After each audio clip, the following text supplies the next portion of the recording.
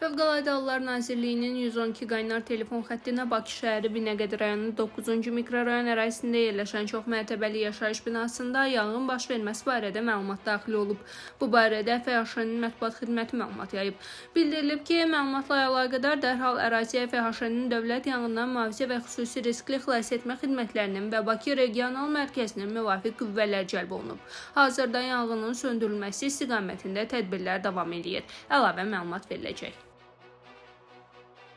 Bakıda və Abşeron yarımadasının bəzi şəhər ətrafı ərazilərində dolu prosesinin olması ehtimalı var. Bu barədə Milli Hidrometeorologiya Xidməti məlumat yayıb. Bildirilib ki, iyunun 7-si saat 15:40-a olan məlumata əsasən Bakıda və Abşeron yarımadasının bəzi şəhər ətrafı ərazilərində dolu düşə bilər.